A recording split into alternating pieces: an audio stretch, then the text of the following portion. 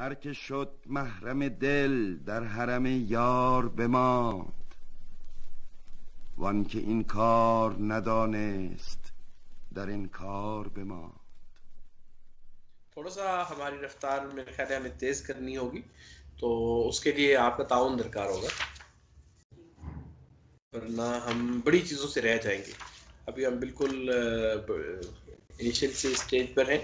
और दूसरा काम आपने ये करना है और कोशिश करें कि थोड़ी सी अपने आप को टेक्स्ट रीडिंग के ऊपर लेकर आएँ, ठीक है, बार बार पढ़ें। और मौसम में भी आ गए, काम हो गया काम या नहीं हुआ? सर शुक्र अल्लाह का हो गया है। हो गया। यहाँ पे कोई काम भी करके आए तो मतलब छोटा सा काम भी बंदे को लगता है कि मैंने कारनामा किया। एक तो एक एक्सरसाइजेस, कोई भी एक्सरसाइज एक दफा करना काफी नहीं है, उसको काफी दफा किया जाए तब जाके वो बात बनती है। उसका मतलब क्योंकि इसका ताल्लुक समझने से इतना ज्यादा नहीं है। जबान गो के हम कोशिश ये करते हैं कि इसको समझा के सिखाएं, लेकिन जबान बहुत ज्यादा समझने से ताल्लुक नहीं रखती। ज्यादा इसका ताल्लुक जो है वो प्रैक्टिस से है, आदत से है। आपका ब्रेन फिर खुद ब खुद उसका आदी हो जाता है और खुद ब खुद वो उस हिसाब पे चल पड़ता है। तो उसके लिए ज़रूरी है कि आप उस टेक्स्ट को ज़्यादा से ज़्यादा उन चीज़ों को पढ़ें बार बार। बहुत तरह की किताबें हमने पढ़ी थी। मैंने जब मतलब सीख रहा था फ़ारसी, तो वहाँ पे हम तो खैर थे भी एक ऐसे माहौल में जहाँ फ़ारसी बोली जाती थी और सब कुछ, लेकिन इसके बावजूद भी यकीन जाने मैं कई ऐसी एक्सरसाइज होगी जिनको मैंने एक एक्सरसाइज को 100 दफ़ा किया हो, ऐसे भी हुआ। तो उससे वो बज़ाहिर एक बड़ी फजूल सी चीज़ लगती है कि भाई ये आप क्यों कर रहे हैं, लेकिन वो कर करके फिर इतना हो जाता है कि मतलब मैं अपने साथ शर्त लगाता था कि पूरी एक्सरसाइज कर रहा हूँ, तो अगर एक सेंटेंस में एक चीज़ भी गलत हो गई तो मैं अपने लिए सजा रखी थी कि मैं पूरी एक्सरसाइज दोबारा करूंगा। तो हर दफा कोई ना कोई हो जाती थी गलती। तो भाई जब तक ये पूरी की पूरी एक दफा सही नहीं हो गई ना, उस वक्त तक नहीं छोड़नी ऐसे। तो खैर बस मैं ये नहीं कह रहा कि सब ऐसा करें और सबके लिए शायद एक तरह के स्टैंडर्ड्स ना हो। कुछ लोग जल्दी सीख जाते होंगे और कुछ लोग शायद देखिए, लेकिन वैसे मैं अपना प्रोसेस बता रहा हूँ। Would the word गुनाहगारान be accepted in place of गुनाहगारान? ठीक है, नहीं दोनों सही हैं।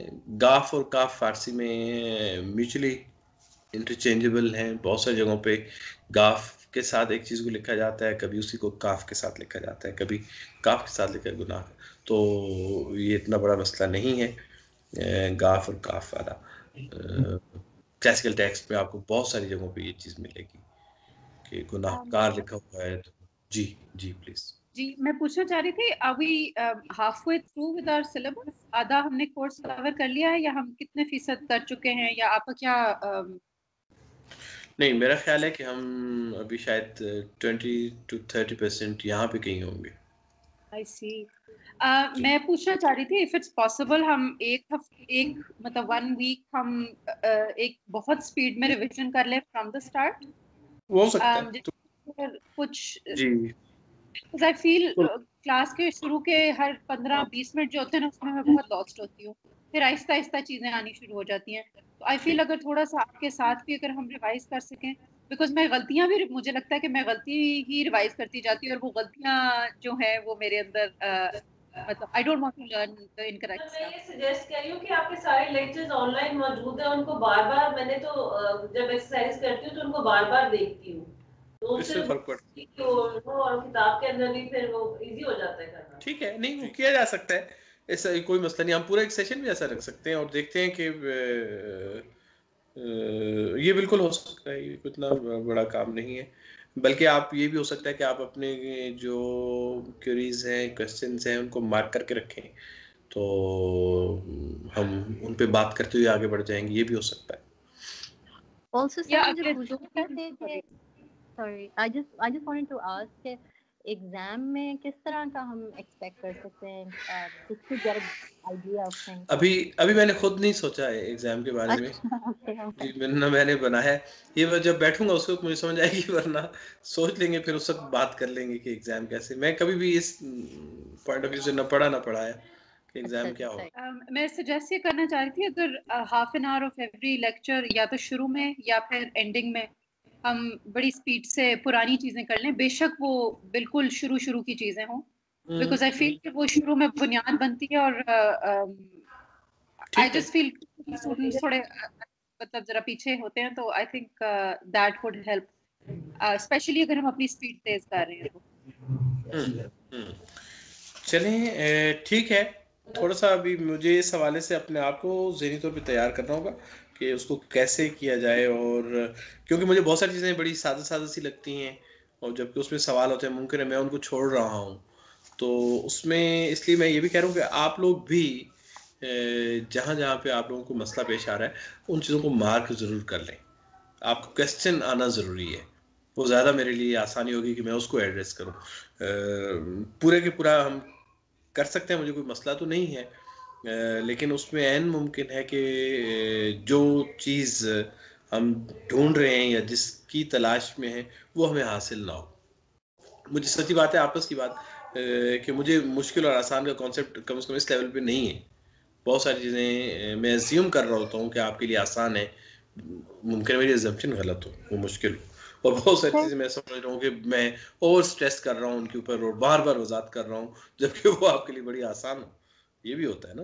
तो अगर आपकी तरफ से क्वेश्चन आ जाएगा तो मुझे सहूलत रहेगी, वरना हम यूं भी कर सकते हैं सारा का सारा। जी, आई थिंक इसमें मैं स्ट्रगल कर रही हूँ वो ये चीज़ है जिसके बारे में मैंने आपको पिछली बार भी बताया था कि कई रूल्स जो आप बताते हैं वो इंग्लिश ग्रामेटिकल रूल्स हैं, you know like simple past present tense या इंडेफिनिट या अ लॉट ऑफ देम। तो वो तो अब हम जुबान इतने सालों से बोल रहे हैं कि कई दफा इंग्लिश के हमें ग्रामेटिकल रूल्स याद नहीं रहते हैं। So I am a little confused. तकरीबन जब आपकी लैंग्वेज पे खास लेवल पे कमांड हो जाती है या आप ऑलमोस्ट यू बिकम नेटिव, तो फिर जाहिर है आप रूल्स को नहीं सोचते। तो ये बात ठीक है, डायरेक्ट मेथड से भी किया जा सकता है, और बहुत ज़्यादा शायद मैं ग्रामर पे और स्ट्रेस करता हूँ। बाज़ लोग मुझे कहते भी हैं कि आप ग्रामर को ज़्यादा ना किया करें, बस सिंपल जाने दें और यूसेज के साथ और प्रैक्टिस के साथ चीज़ें ठीक हो जाती हैं। क्योंकि बाज़ वक़्त आप सिंपल चीज़ को समझा के पेचीदा बना देते हैं, ये भी होता है ना। बात शायद इतनी बड़ी नहीं है लेकिन समझाया इतना है उसको कि वो पेचीदा हो गई है। तो एक ये भी इसका पहलू मौजूद है। लेकिन पता नहीं, शायद मेरी अपनी कोई थोड़ी सी वो है, ऑब्सेशन सी है ग्रामर के साथ, कि मैं भी चीज़ों को मतलब लॉजिकली समझना चाहता हूँ, सिस्टमैटिक और किसी सिस्टम में समझना चाहता हूँ। तो इसलिए मैं यही देख रहा होता हूँ कि इसका स्ट्रक्चर क्या है और इसमें ग्रामर के उसूल कौन से चल रहे हैं, नहीं चल रहे हैं, और अगर ये यूं होता तो क्या होता, अगर ऐसे होता तो कैसे होता। तो perhaps we can revise by direct method। हो सकता है, बिल्कुल बिल्कुल हो सकता है। तो चले आप लोग भी फिर अपने जो क्वेश्चंस हैं उनको ज़हन में रखिएगा, जो मुश्किल है जो आपके ख्याल में, और कुछ मैं भी सोचता हूँ कि इसको कैसे बेहतर किया जा सकता है। जी, कोई क्वेश्चन जो आप कह रहे हैं कि काफ और गाफ को इंटरचेंजेबली यूज करते हैं, is it true for both kinds of carbs या फिर सिर्फ नुक्तों वाले काफ? नहीं, नुक्ते वाले का तो इसमें ताल्लुक नहीं है, ये काफ कश वाले की बात हो रही है और गाफ की बात हो रही है, ठीक है। वो जो आप कह रहे हैं वो स्पोकन लैंग्वेज में बाज़ जगहों पे ईरान के कुछ लोग, कुछ ख़ास इलाकों में एक डायलेक्ट है जहाँ पे वो वाला काफ दो नुक्तों वाला जो है वो भी गाफ में तलफ़ुज़ होता है, लेकिन उसका ताल्लुक कम से कम इससे तो बिल्कुल भी नहीं है जो हम पढ़ रहे हैं। वो बड़ी एक मतलब लोकल लेवल पे ख़ास पर्टिकुलर डायलेक्ट का मामला है। जो मैं बात कर रहा हूँ मैं उसकी नहीं कर रहा हूँ, मैं बात कर रहा हूँ पर्शियन लिटरेरी टेक्स्ट की, कि जो लिटरेरी टेक्स्ट है उसमें काफ और गाफ म्यूचुअली इंटरचेंजेबल हैं और सब जगहों पे ज़रूरी नहीं है। मसलन लश्कर भी आपको लिखा हुआ मिलेगा, लश्कर भी लिखा हुआ आपको मिलेगा, लश्कर, ठीक है। ठीक है, थैंक यू। अच्छा, मेरे ज़हन में जो इस वक्त चल रहा है, जो मेरे ज़हन में कोई जिस तरह से कोई स्केड्यूल बना हुआ है अभी तक, but why do we need an exam, तो ये बड़ा एक मतलब बुनियादी सा सवाल है, इसके ऊपर गौर किया जा सकता है। ये जो सवाल आया जी ठीक है, जो आप बात की आपने वो मैं भूल ही गया मैं क्या कह रहा। हाँ, मेरे स्केड्यूल चल रहा है वो ये है कि 1 साल की क्लास है, ऐसे ही है। एक टर्म की क्लास है मेरे ख्याल एक टर्म की क्लास है, 1.5 टर्म की है। अगली टर्म में जो है इतनी अरसे में अरबी भी इतनी ही सीखनी है उन्होंने। नहीं, टर्म से मुराद यानी ये कब कंक्लूड हो रही है? अभी ये फरवरी में खत्म हो जाएगी। जब हमें सिलेबस भी इनिशियली मिला था, आई वाज क्वाइट कंफ्यूज कि अगर एक सेमेस्टर हम फारसी पढ़ रहे हैं फिर अरबिक पढ़ रहे हैं, तो ऑब्वियसली हम सब इनिशियल स्टेजेस में हैं, तो फिर उसके बाद अगर हम स्पेशलाइज करने के लिए बाद में लेते हैं, तो I mean I am just speaking on my behalf, मेरे लिए तो I feel like maybe we lose out on a few concepts अगर हम बीच में दूसरी जुबान सीखने लग जाएंगे। तो just something I am wondering about.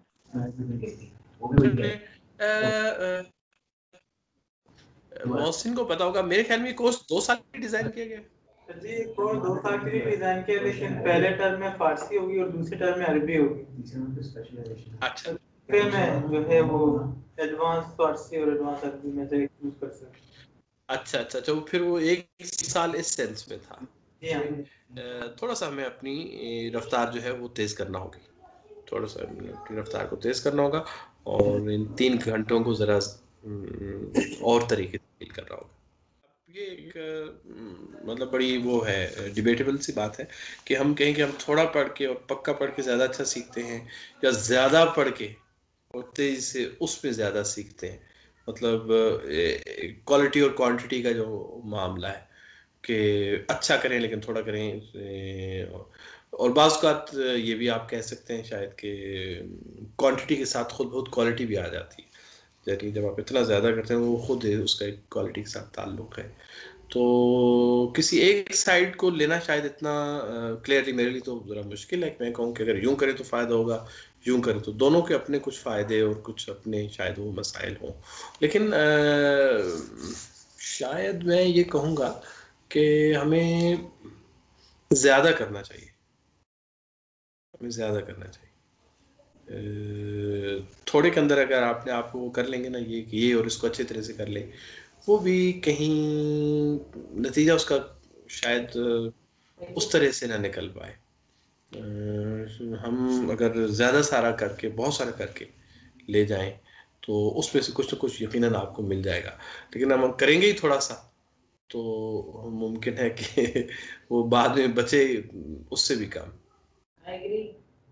जी सब कमेंट दे रहे हैं, तो मैं भी एक कमेंट देना चाहूँगा। जरूर। मेरे साथ से एग्जाम्स सच अगर ना भी हो, लेकिन at least some sort of test to gauge ourselves और आवर ओन सेल्फ कि हम कहाँ पर स्टैंड करते हैं और किन एरियाज में इम्प्रूवमेंट दरकार है। जी ठीक, नहीं ये तो हाँ, ये तो जरूरी है, ये अच्छा है, इसमें तो कोई इख्तिलाफ नहीं। ठीक है सर, इजाजत दें सबको। चल ठीक है, और अगर किसी को कमेंट हुआ तो बेशक फिर लिख के भेज दीजिएगा। खुदा ठीक है, खुदा हाफिज़।